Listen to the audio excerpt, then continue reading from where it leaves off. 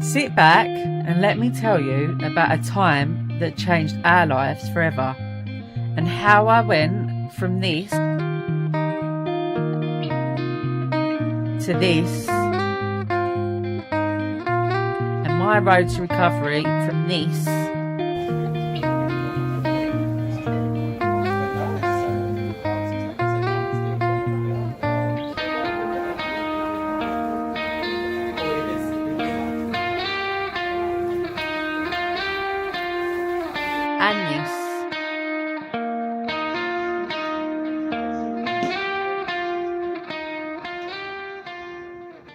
My name is Claire and I am a stroke survivor.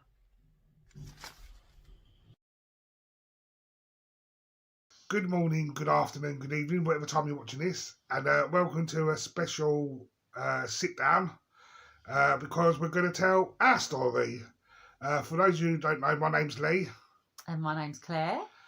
And about a year ago, something very traumatic happened to this family, didn't it, Claire? Yes, it did change our lives forever. It did. So we thought we'd share our story with you and let you know how things are going now and just share our story, really. So, for those who don't know, Claire suffered a stroke a year ago. So, Claire, why do you think you're ready now to tell your story? Because this is the first time, really, that both of us have sat down together to speak about this properly. Yes. Why do you think now's a good time, nearly a year on? I think it's good to share your story, see if other people have been through the same thing, share your experiences, your highs, your lows. And I think it's good for us as well, really, because like I said a minute ago, we haven't really sat down and spoke about this properly. No, that's right. So just to give you a backstory, me and Claire have been together about 16 years now, been married. A lifetime. Married for 4. Before this, I'd never had, illness-wise, nothing. Fit as a fiddle. And then about 2 weeks before the stroke, Claire suffered a really bad chest infection, didn't you? Yeah, that's right. And then, so we had to call an ambulance and everything. They took her to Queen Elizabeth Hospital, done chest x-rays and stuff, and said they thought it was pneumonia as they seen some fluid on the lungs. They said it was heart-related because I had water on my lungs, but apparently it was at the bottom of both lungs. And if that means something, sometimes that you have something wrong with your heart. So that's why they wanted to investigate more. Because of COVID and stuff as well, they said they didn't really need to keep you. They weren't too worried about anything, was they just sent you home with some antibiotics. So Claire was resting up for the week, and then on the Sunday was the first time we actually felt right, didn't you? And we went out shopping, like Bexley Heath and stuff like that. Walked around Primark. You come home and felt a little bit tired. Yeah. And then we got to the day of the stroke. So 25th of October, I think it was. Yep. First day of the half term for the children. They was both in bed. My daughter was 9 at the time and my son was 12. And my husband was downstairs getting ready for work. Weren't getting ready for work, it was half term. I was just potting around the house. That's right, sorry. That's all right.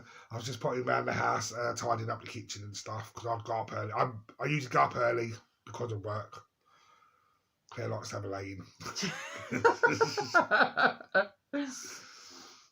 Anyway, so I must have woke up just about 8 o'clock.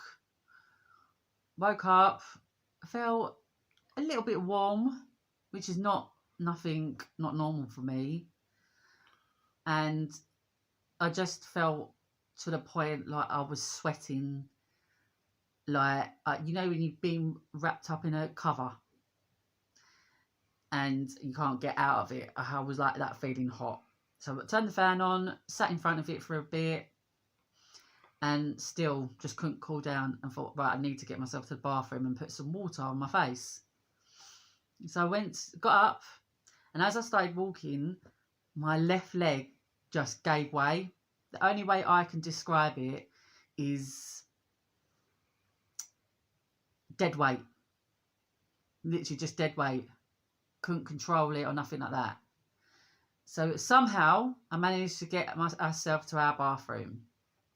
You come out of our room and then you go down 3 steps and to the left a bit and then up another step. And then on the right-hand side's our bathroom.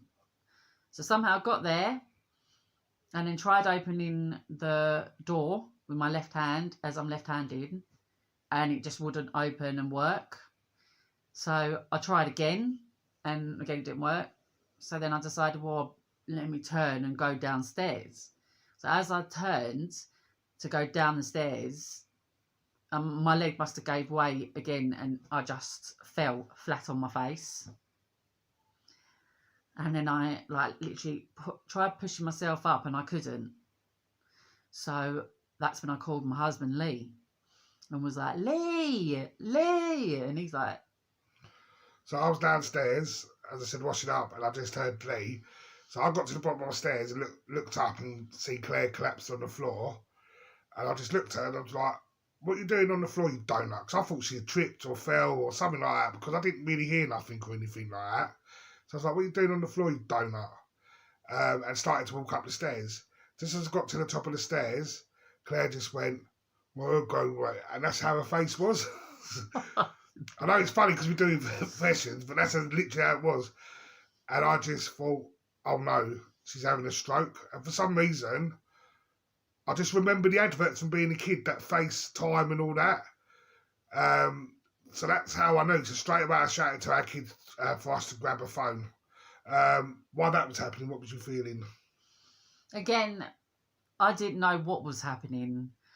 I was hazy, like in my head. Like it was just like everyone else was around, but I didn't know what was going on. I just remember seeing my husband's face when he was coming up the stairs, being white like a ghost. Like I'm talking pure white, like Casper. He was. I've never seen him like it. And as I said, so I didn't realise what was going on around me.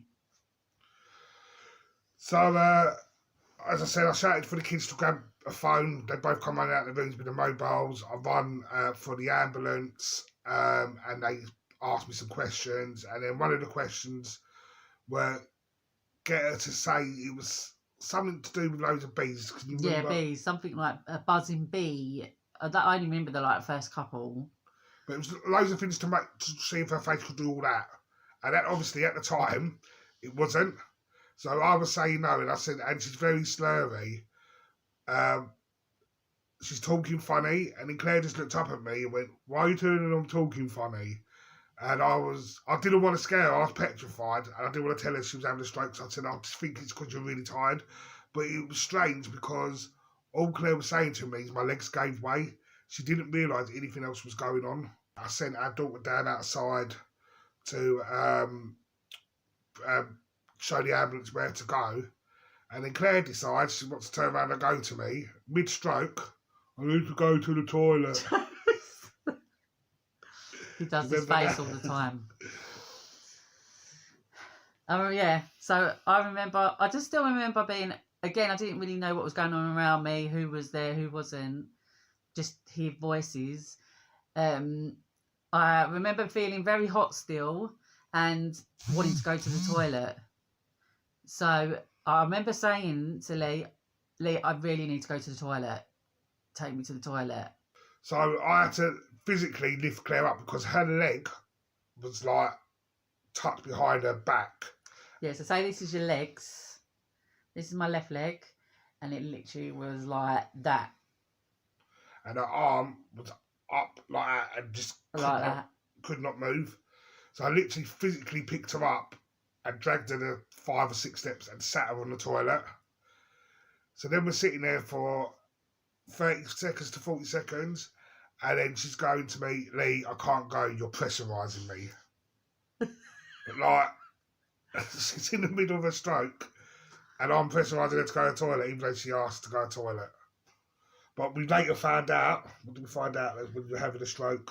That when you have a stroke, it actually stops you going to the toilet.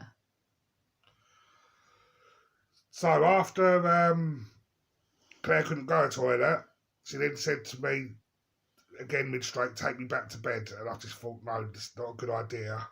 So I sat her down against the wall, back outside the bathroom at the top of our stairs.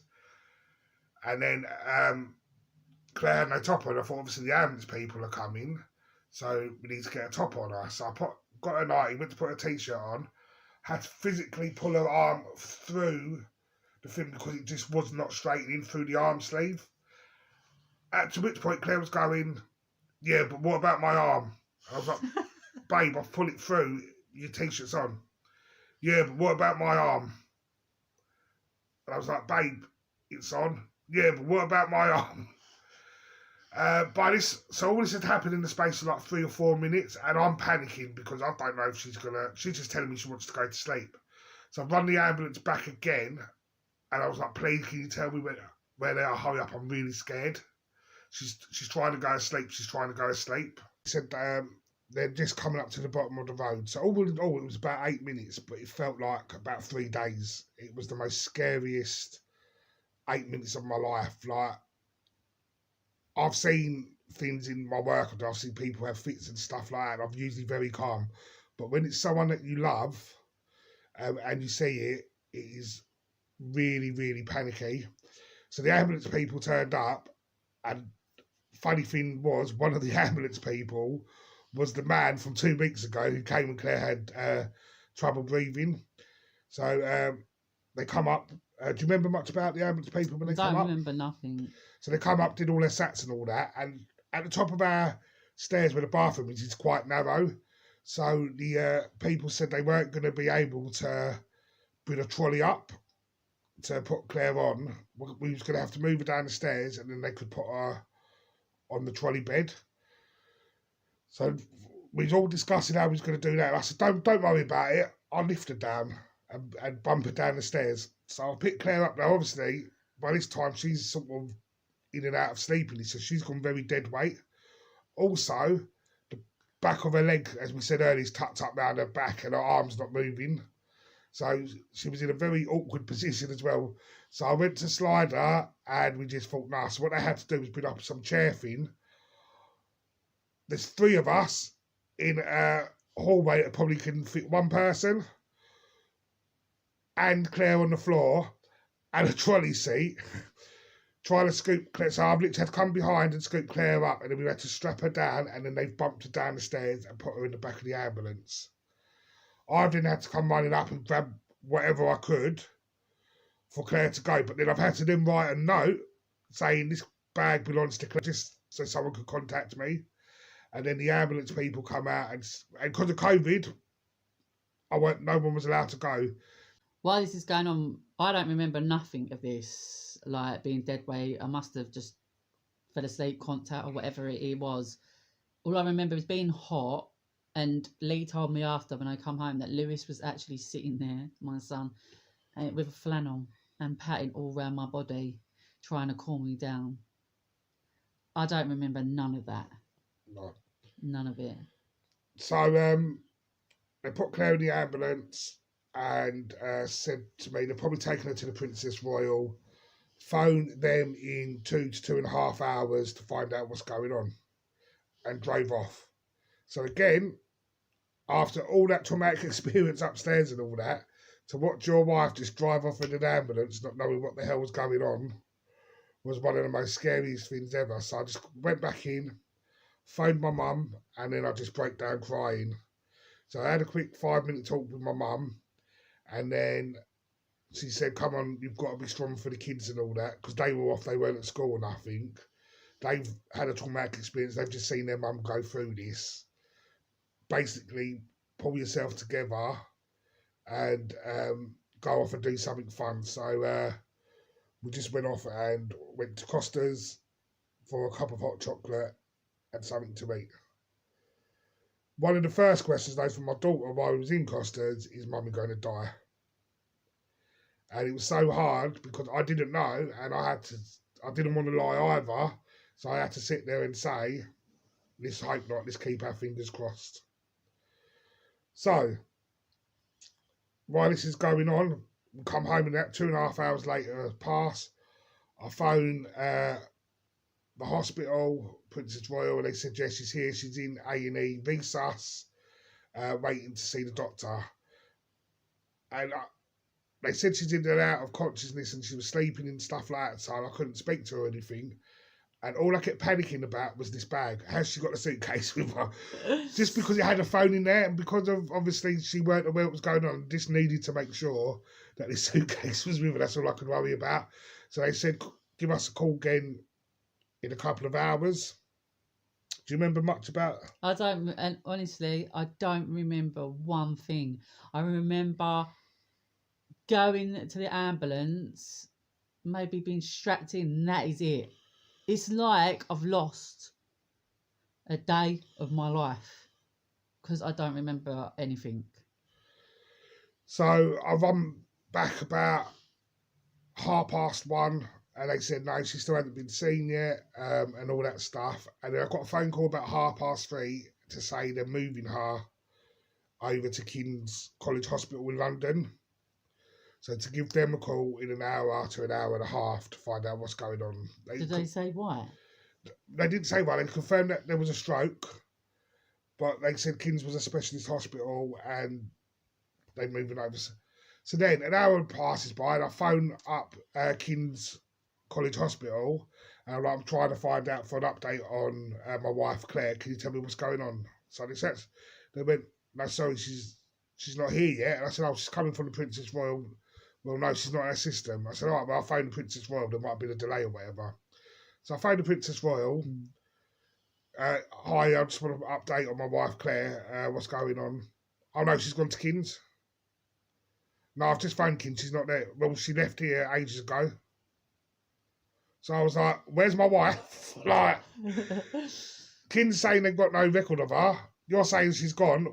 Where the hell is she? Like, what, she popped to McDonald's or something on the way to drive-through or something? Like, where's my... And it went an hour until King's then phoned me to say they had got her. So again, that was another scary point because I just know my wife's driving around London somewhere after suffering a stroke. Hadn't been able to speak. The last time I spoke to her was 8:30 that morning. The last time I had a normal, proper conversation with her was about 10 o'clock the night before on the Sunday night when she was with it. So you got to think I hadn't really spoken to her properly in 15 hours. And I just haven't got a clue what was going on. And then you had like my mum ringing you. Yeah, I had all the family that I had to, and I'm just saying there's no news yet. There's no news yet. Then finally, about 7:30, 7:45, I got a call from a doctor, a lady doctor. She was quite nice actually. She explained who she was, and she said, "Your wife suffered a stroke." And I said, "Yeah, I was aware of that." She said, "Unfortunately, we couldn't get the beta blocker to in time. Firstly, because she'd spent all morning at the Princess Royal and they didn't have the facilities to do that. And King's only had one specialist team that could perform the procedure to put the beta blocker in. And they had been tied up all afternoon with another patient. So she said, I'm really sorry we didn't do it. But she said, to be honest with you, from the time that she left your house to the time she arrived at King's, even if they had done it, there was a very high % chance that it wouldn't have worked anyway. But she was very apologetic, and I said, look, don't worry about it. Is she breathing? And they said, yeah. I said, well, that's the main thing. So that was that, and that was the first day and the first night, really. So then move on to this next day. So I don't remember, as I said before, anything that's gone on like in betweens. The only thing I remember I must have started coming round or whatever, waking up a bit, must have been that night. I don't know because I didn't open my eyes. I just remember hearing voices and them saying, Claire, like, can you hear me? Like, how are you feeling? What's your name, date of birth, what hospital you're in? And that, and then I just remember saying to her, I feel tired, because it's another extreme. Like, you feel tired, everybody feels tired, through their life, but this is extreme tiredness, like fatigue tiredness, like you haven't slept for years. And then they're saying, well, what? And I was making her laugh, because every time she kept asking how I was, I just kept saying tired. So she went, well, apart from feeling tired, how are you feeling? Do you understand what's happened? I remember her saying about I've got to have a head scan and that I had had a stroke. But again, I was just in and out and just tired and wanted to sleep. So, yeah, the next time I remember was properly was about around about 11, maybe 10 or 11 the next day, which is the Tuesday. And then she came in and she said hi, introduced herself. I can't remember her name, Doctor Who or something. And then no, not that doctor. And then some nurses come in and they introduced themselves. I wanted to get out of bed because obviously I've been laying in bed, and they was like, I didn't even know the extent I was at, and they was like, no, you can't get out of bed. Just sit there, have a drink, have something to eat. And then the nurse come in and she just chucked me this phone. And like, I gave her this look and she went, oh, your husband's been ringing. He must have been getting on their nerves or something. He was like, he's been ringing all night and all morning. Can you please talk to him? And that is the first time that I heard his voice. And I was so emotional. But the funny thing was, from this end, the phone rang and it come up wifey, and I thought, oh, here we go, she's all right now, I'll be able to speak to her. And then I just heard, hello, this is nurse so-and-so, I'm going to pass you over, I've got your wifey, I'm going to pass you over. And then it got passed over, and I went, hi, babe, and the first thing was, Lee, I've had a stroke. And I was like, I know you have, babe, I was there. Can you come up and see me? So I said, okay, no problem. Right, pass me back to the nurse. I could find out all the ward and all that. Did that. Because I'd actually forgotten, believe it or not, how to text and how to write a text and to ring on my phone. I literally looked at it and it was like looking at a blank screen. I knew it was a mobile, but I just could not remember how to text, how to get into my messages, how to call, nothing. So a lovely nurse said, oh, here, I'll do it. So, yeah, I spoke to him, asked him to come and see me. So, well, we don't drive, so I've travelled up by train, and it's about a 45-minute journey. Got there, because of COVID, again, they was only allowing one person, no children, for 1 hour, and you had to book your slot. So I said, I'll be up between, I think it was 3 and 4. Got there about 3:15, walked in, expect to see Claire just sitting up in bed, feeling a bit groggy. But I got there and it was oxygen mask through the nose, blood pressure machines on, something on the heart, some blanket electro vibrating things on the legs to keep the legs going and stuff. And she was asleep. So I woke her up and she was just like, Lee. I went over, gave her a kiss, said, oh, you gave us a scare, you Wally. Told her how much I loved her. And what did you say? You just went to me, like you said you loved me too, back and all that stuff. And then you just sort of said... that I was tired. Yeah, please stay with me, I'm tired. And then... Oh, yeah, please don't leave me. Yeah, please don't leave me. Then within a minute and a half, she was back to sleep.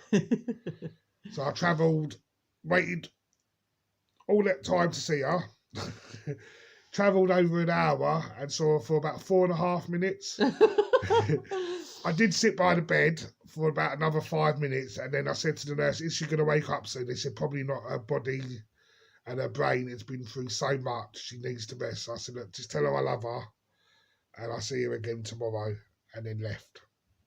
And then I think I got a phone call from the nurse to pass the phone back over to you about 4 hours later. Yeah, something like that. I remember waking up before this and obviously thinking that he's still going to be sitting there. And I see the nurse and I was like, where's my husband? And I was so upset because I wanted him to wake up and obviously didn't realise how tired I was and how much I slept. I wanted him to be there. I just wanted him to get in my bed and just lay there and not leave. I actually made him, believe it or not, bring up his dirty sweaty t-shirts to have so I could smell him and just have him. And I honestly did lay it on me and just sleep with it because I missed him that much. And yeah, so not much happened that day. I had a lot of nurses saying to me, "Oh, you are looking a lot better than you did." Like yesterday, and then you're looking at them thinking, "Who are you?" Yeah, who like, are you don't you? Because remember a lot seeing of them do are you? like, "Oh, hi, how are you?" And you look so much better. And I'm just like, "Oh, okay." And I'm just going along with it, saying hi. And then they was like, I wish I could have asked what they meant or how bad I was, because I honestly have not got a clue. So yeah, the doctor could then come in later that day. No, this is now the Wednesday, isn't it? No, it was the Tuesday first. And then she went, "Oh, like, do you remember what's happened? Do you know what's happened?" So I said, "Yeah." They said, "Yeah, you've had a stroke." So I said, "Yeah." They went, "Oh, yeah, so you've been," and obviously explained what they explained to Lee, that they couldn't get to the beta blockers in time. So they said, "I have got a blood clot on my brain that they're going to keep an eye on, and that I'm going to have some scans to make sure it's not getting any bigger." And then she said, "Oh, was anyone come and spoke to you about your heart?" So I was like, "No." And they were just asking me that I'd been in hospital before and what that basically was for. Anyway, so then she goes, "Oh, so we think that your heart is the one that's caused the clot and then obviously gone to your brain and caused the stroke." So I said, "Okay, right. So well, my heart, but what are you telling me is wrong with my heart?" And she said, "Yeah, you've got heart failure." And I was just like, "What?" And then she was like, "Yeah, because honestly, before this, I didn't take it seriously, like not heart-wise, but stroke. When someone says stroke, automatically, well, I did anyway, think older people, and that never could happen to someone like me." Because like this time last, Claire was 33 years old, so she had the stroke at 33. Unless someone's severely ill, you rarely hear of people that age having a stroke. And then, yeah, so I didn't take it seriously. So then she said heart failure, and my mum has got heart failure, a different kind of what I've got, but so I kind of see it, but I was kind of like, wow, it was so much to take in at the time. So she said, "Right, yeah, you've got heart failure, whatever. We need to do this test, that test." I don't remember 100% because, again, I was still in a haze of what's going on. So, yeah, that was like 2 days later or the next day, whatever it was. And then another 2 days later, they come back to me and they said, "Oh, yeah, we've got something else to talk to you about." And then I was just like, "Well, throw it at me. I've just had a stroke and I've just been told I've got heart failure. What else can you give me? Like, that is going to shock me." So then they went, "Well, you've got diabetes." So I was kind of like, "Okay." And I was like, "Yeah." They didn't really say much about it apart from that someone will come around and talk to you about it. Because I think at that time it wasn't as important to them than obviously the stroke and the heart. And my God, let me just say, if you have got diabetes, then you are a warrior. Yeah, so that was the first week. So within the week, Monday was the stroke. Found out by the Wednesday that Claire was in heart failure and only 20% of her heart was working. And then found out on the Friday that she now got type 2 diabetes. Now, the funny thing, well, say it's funny, the thing is with a stroke, obviously it affects people's memory. Still now it affects Claire's short-term memory. But because of COVID, no one could go up to see Claire. So then I'm trying to speak to Claire, and she's in a haze and tired and has not got a clue what the doctors had said. The nurses, bless them, didn't know what the doctors had said. And because of COVID, the doctors were super busy. So it was taking days for this information to get back to me of what the next stages were and all that stuff.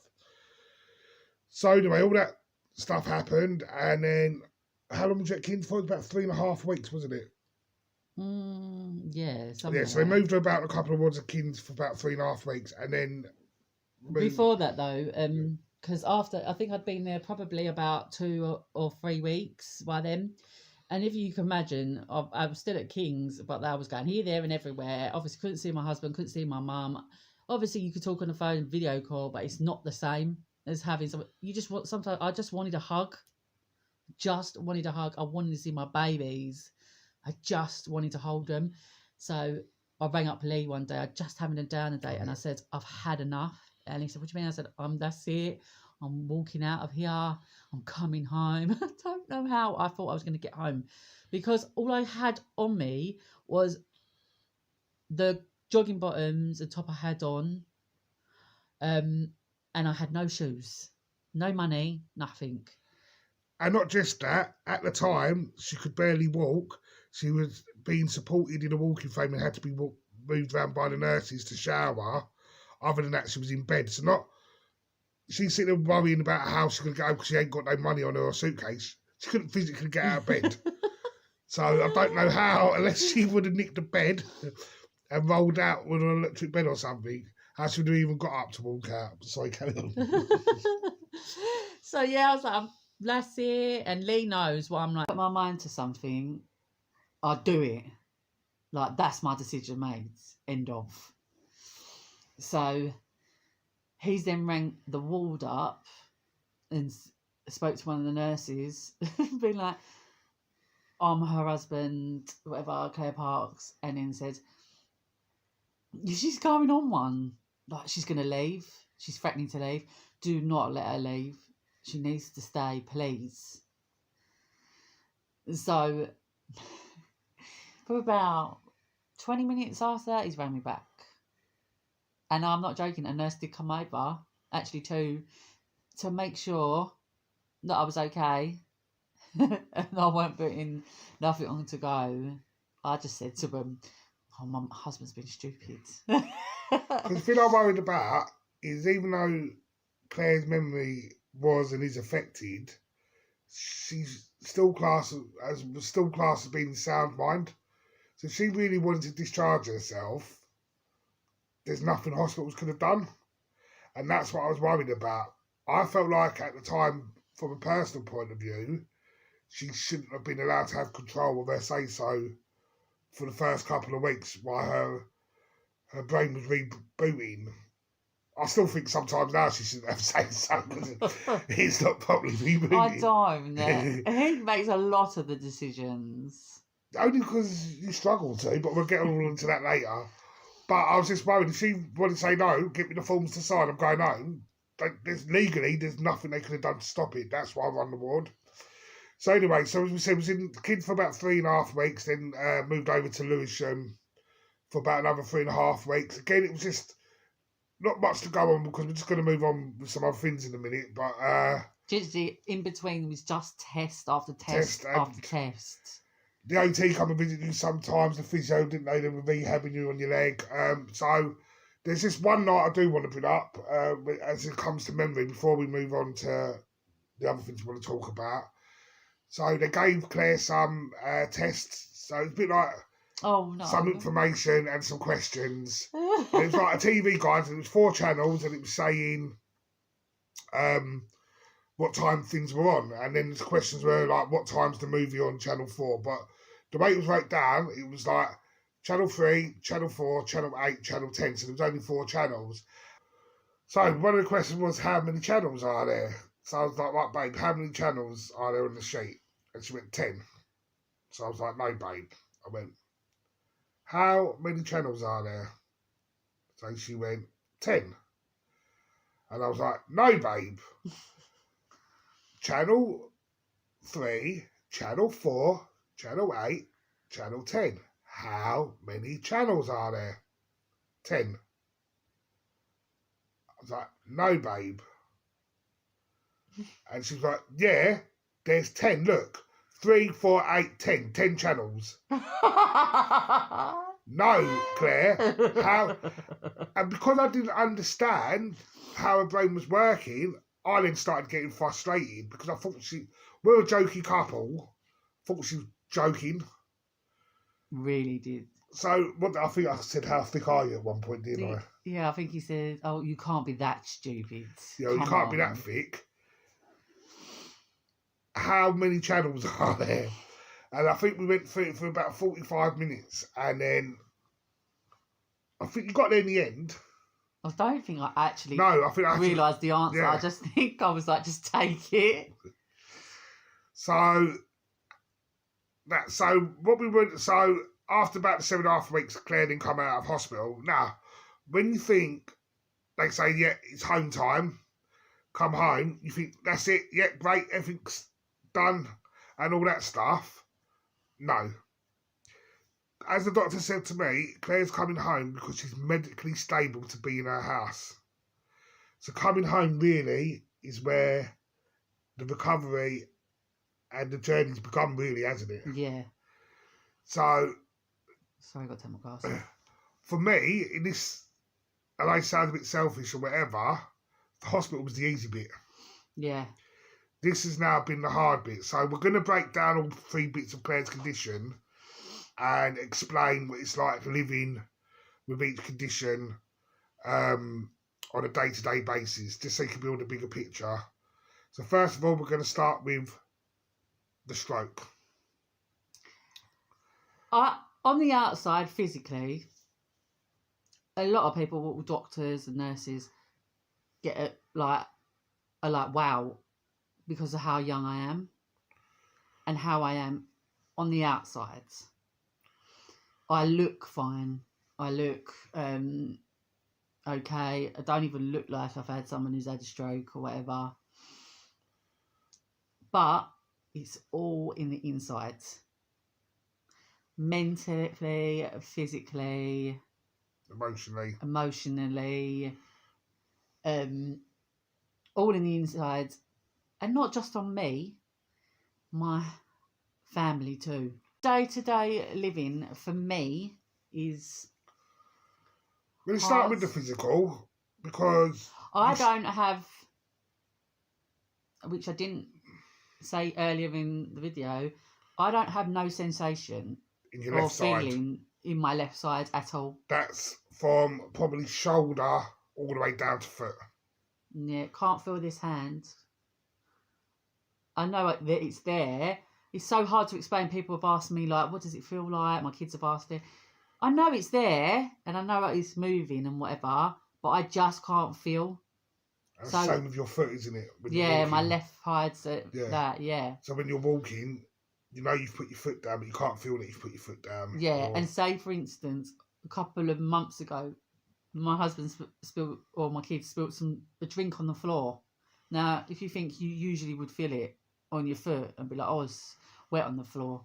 And I didn't, and I slipped. And lucky enough, I was next to the sofa and like fell onto the sofa. But before you think we really made it out, we did wipe it up. But you know, you still got the wet sensation on the wooden floor. Usually you'd still feel, oh, that's a bit wet or that's a bit cold when we'd not thin. But obviously Claire couldn't feel that and slipped.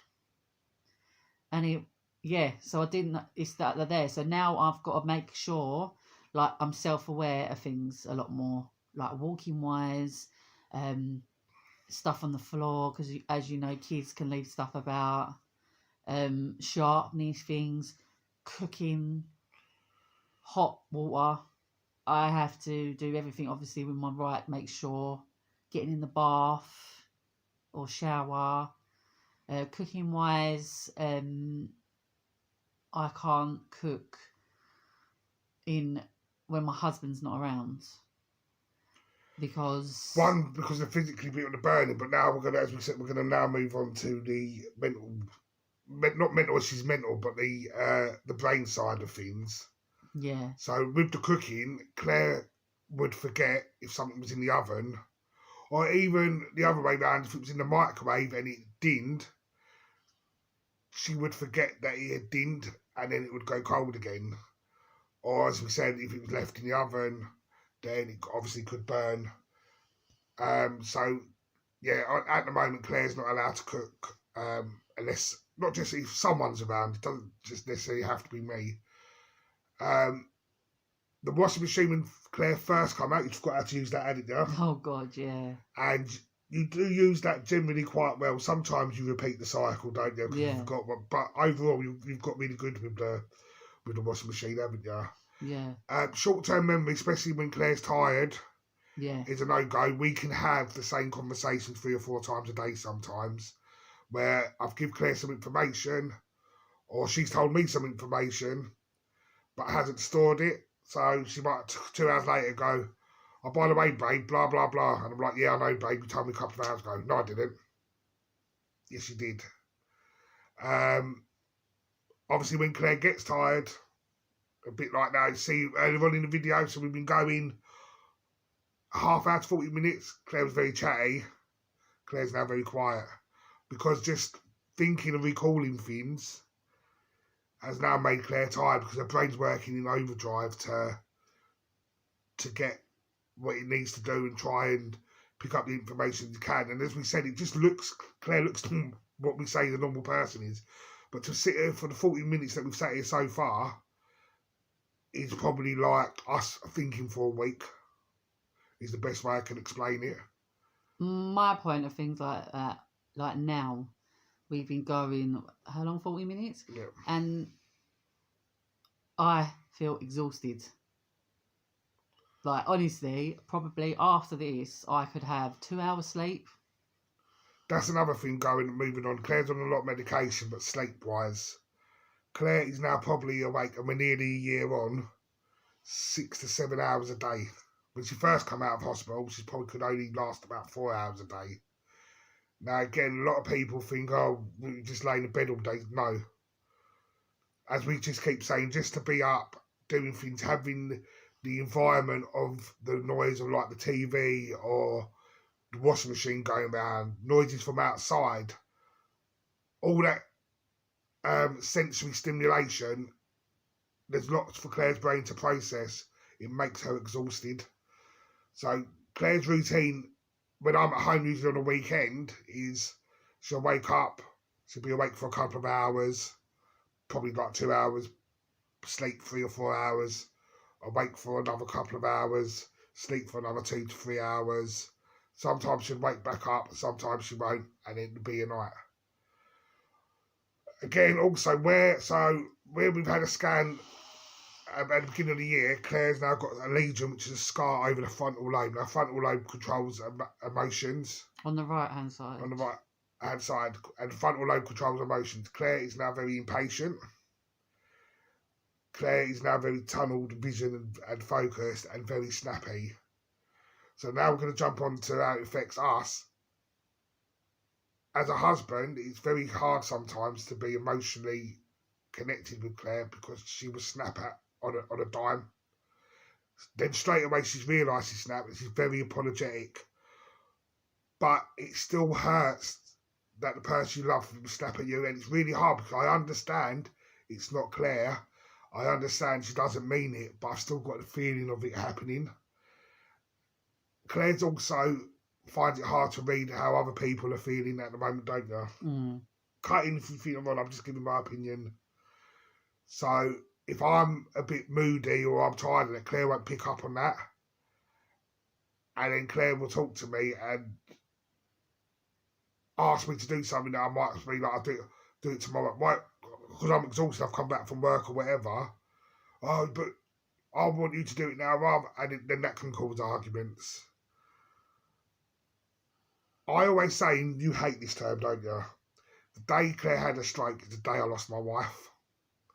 And in a way, for me, it's like I'm grieving for my wife. And it upsets Claire because... Okay, I don't want to ugly cry. You couldn't ugly cry, you're beautiful. But yeah, Claire knows how she was before. I hate this saying. And knows how she is now. And knows how she wants to be. So it must be so hard for Claire to wake up knowing, and it is hard to say, but I've also got to say over the last year there's been so much improvement to how it was 8-9 months ago to how it is now. Is so much better. It's so mentally draining on us both, but it is so much better. And it can only get better. They say stroke can take anything between 1 to 5 years to recover from. Yeah, physically, it's a lot that I have to take in it's knocked my confidence for sure. It's put a lot of reliability on my husband and my family and his family.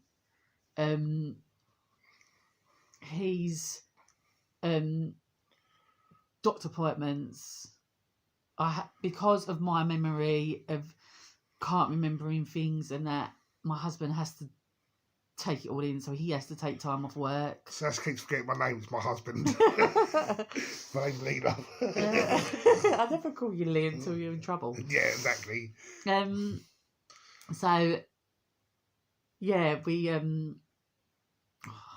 mind's gone. Sorry. Medical appointments. Yeah, medical appointments. So my husband has to do all that. My medication, my husband has to sort all that. So Claire is on close to 60 tablets a week just to keep her breathing. So I've said if I ever want her to knock her off, then she knows if her tablet box is empty, then she knows what's going on then. So it's such a big thing, like physically and mentally. It's knocked me for 6, my confidence. I'm under counselling. Claire used to be quite a social person. Like on a weekend, we'd get up and go shopping. Love like thing, not socialising in the pub and all that stuff. That's my type of thing. But like being around people in cafes and stuff. It takes a lot of planning for Claire to just to go and pop 10 minutes up the road near where we live to go to the cafe or something. Claire likes to go at quiet times now because there's too many people about. Can't stand it. One, it's a sensory overload, but two, she then starts thinking everyone's staring at her. How's she going to explain if someone says, why you're walking a bit funny or why you got all blank and stuff. So it's just easy for her to stay in, which was not Claire at all before. So yeah, that on that side of thing, and with the walking funny, because when I was in hospital, I didn't realise until actually my husband picked up on it, and when I was walking, I was veering to the left, but I didn't realise it.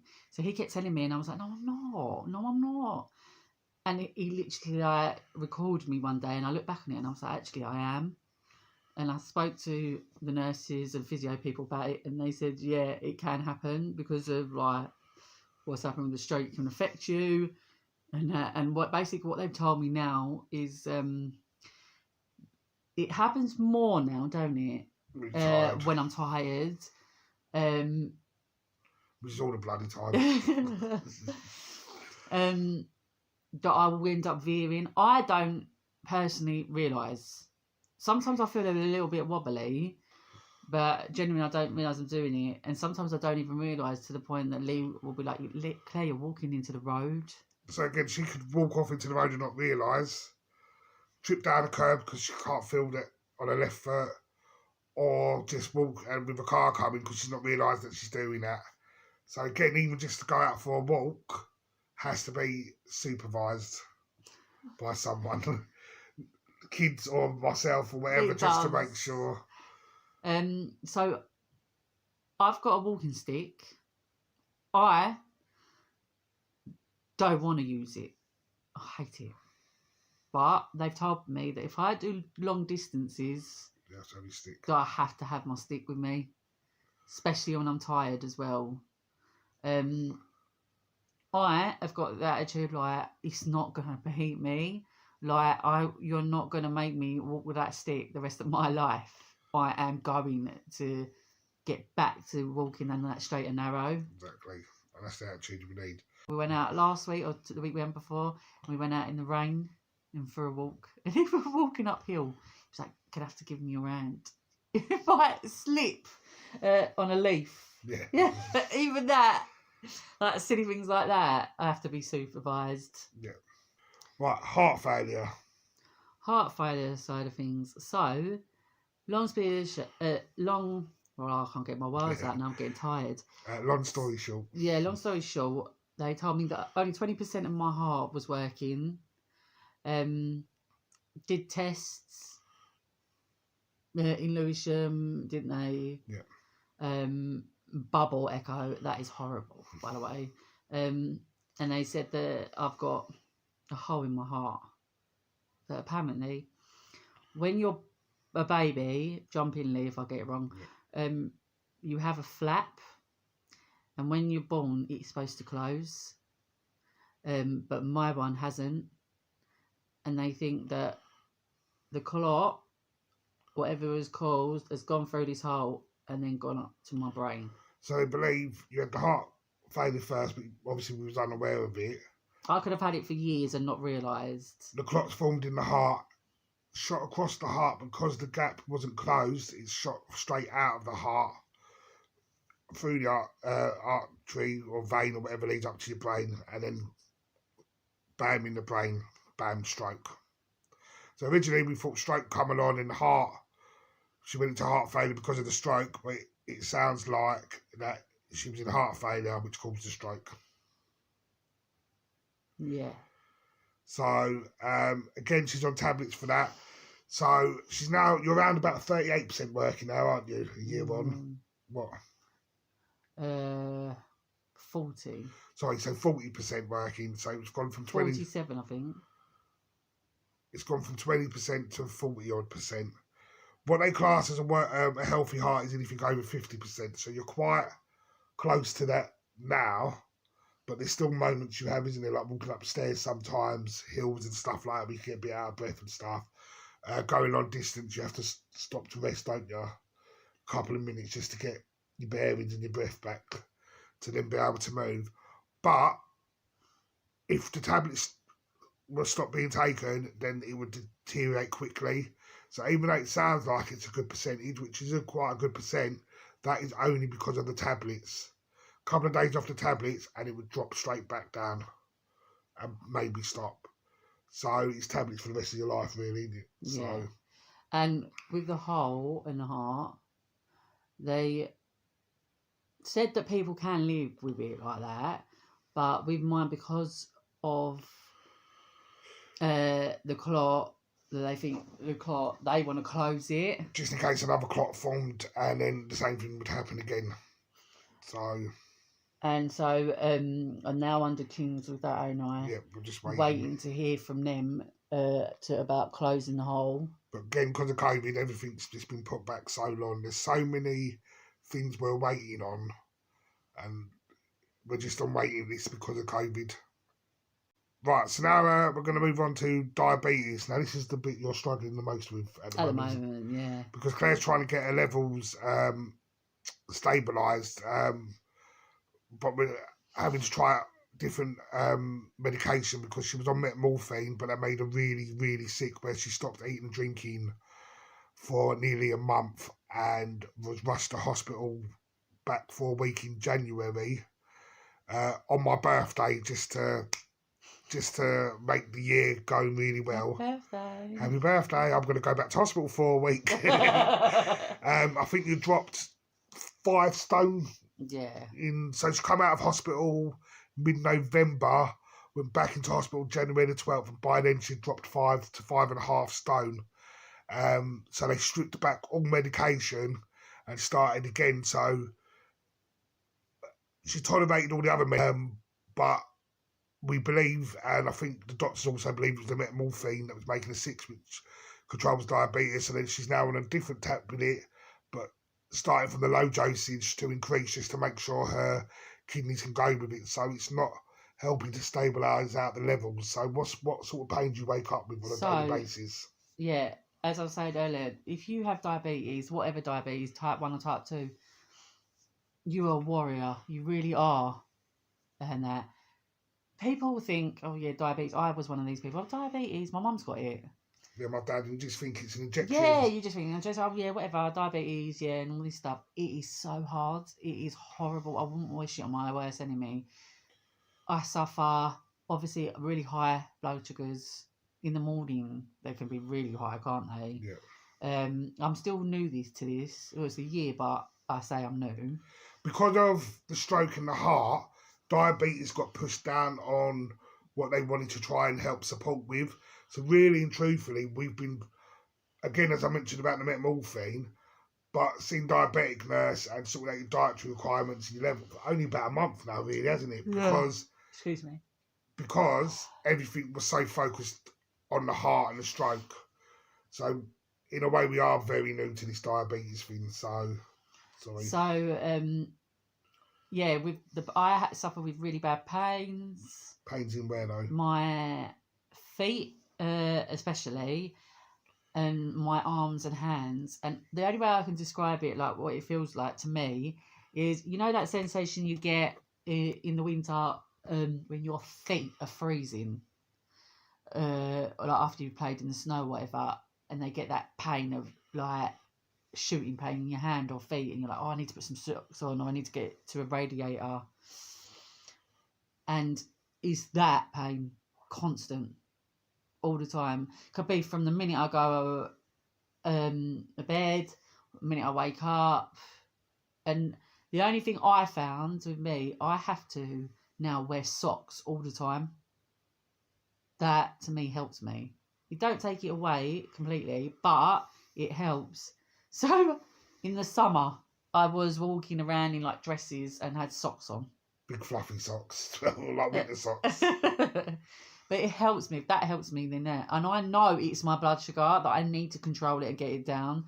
And that's what we're trying to work on at the moment. So then obviously you've got exercise. Because I've got to watch my weight. Because of the diabetes and the heart. And the heart, because obviously you don't want to put too much pressure on my heart. So now I have to do that, and then that's another tablet I have to take now, is cholesterol tablet. They also then want you to exercise, but there's certain exercises you can't do. So we can't just download an app or speak to a personal trainer because of the hole in the heart. If she then exercises too vigorously and puts too much blood through, that can cause a heart attack. A clot. Or a clot. So then we've got to wait to speak to a special heart rehab exercise team to give us the right exercise support. So again, that's what we're waiting on. So as you can see throughout this video, everything's sort of intertwined with each other, and it's just waiting on a lot of things and stuff like that.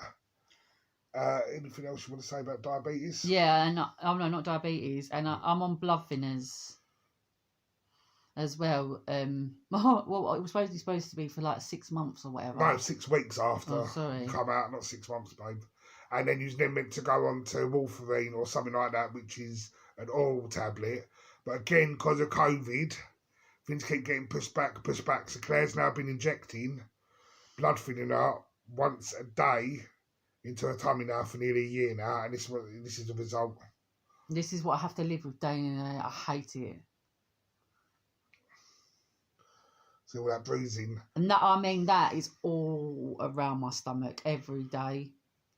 Because we can't inject that into the thighs, because if we don't put it in the right place, so they've said the tummy is the safest area for it. And I hate needles. I can't see needles going into skin and all that. So 9 times out of 10, bless her, our daughter has to come and inject. And again, that's what we're saying, going back to the psychological things on our kids. A 10-year-old has to come and inject her mum every night.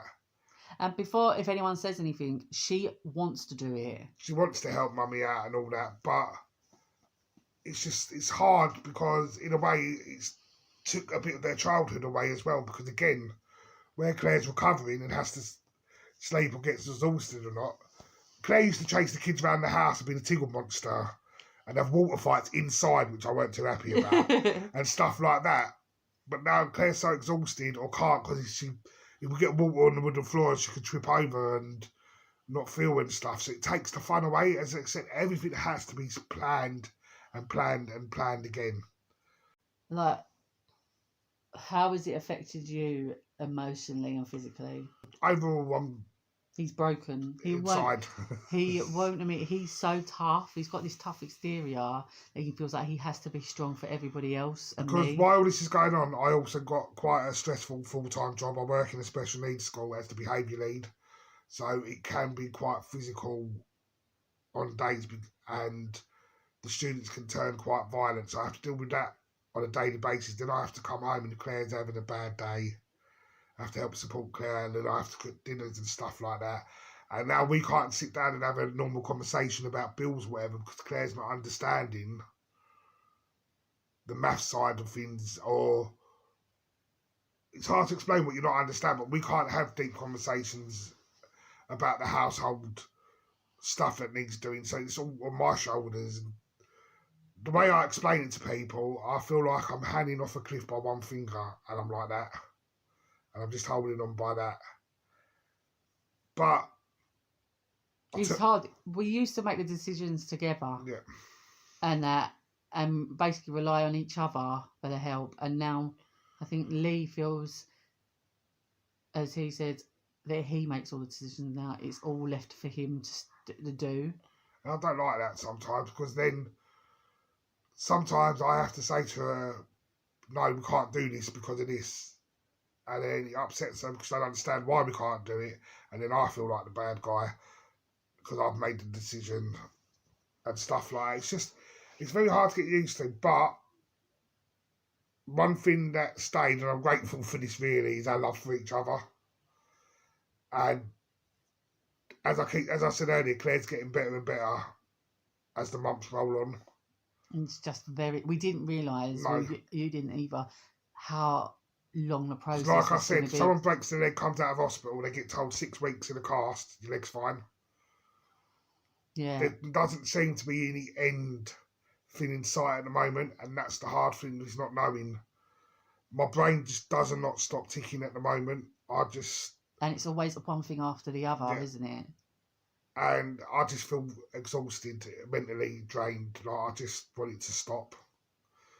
Sometimes I feel like I just need someone to sit me down and say, right, this is what we're doing, this is what's happening, so I don't got to make any decisions.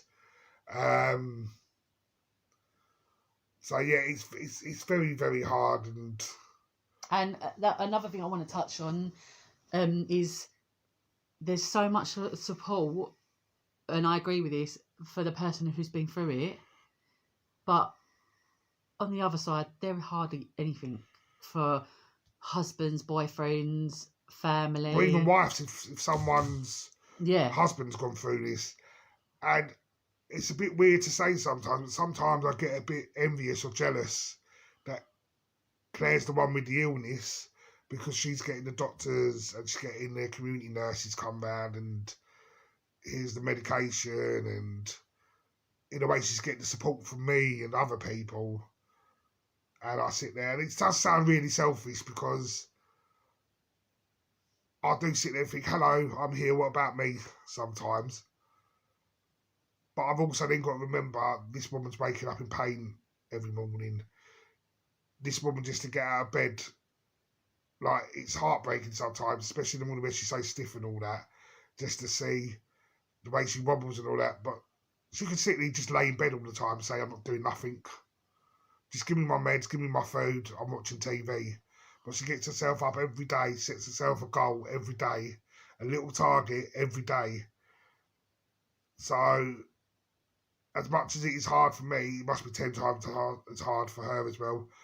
But what I find heartbreaking is to have to sit back and watch the person you love go through it.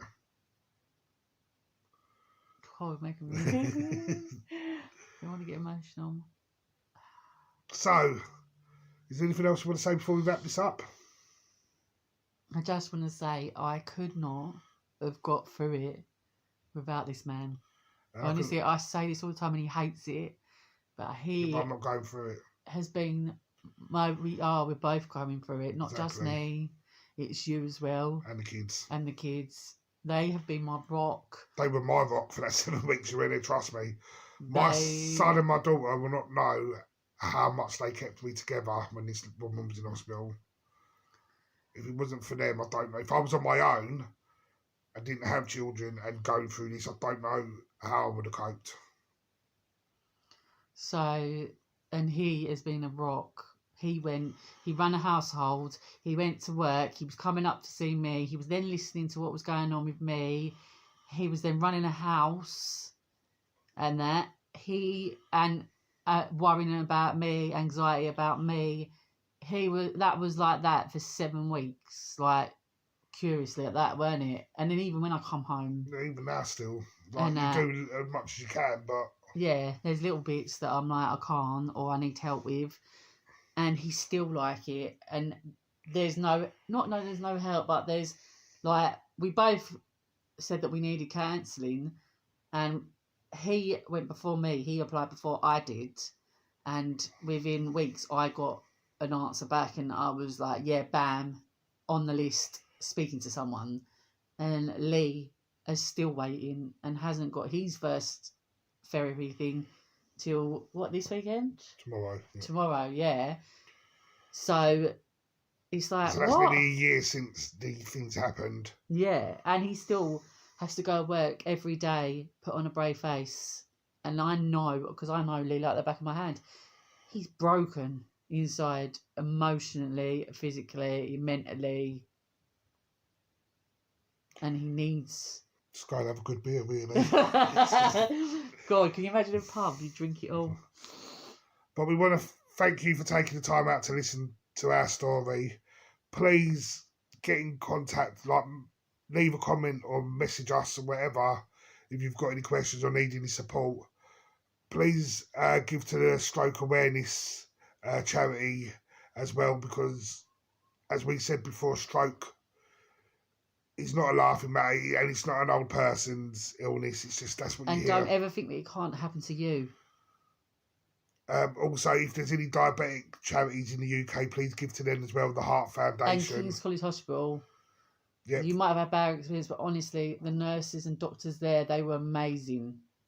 We were going through a pandemic at the time, and they would have had friends in that hospital that had seen, or even themselves would have been on the ICU COVID wards and would have seen the traumatic scenes that COVID had brought, but they still treated Claire like she mattered.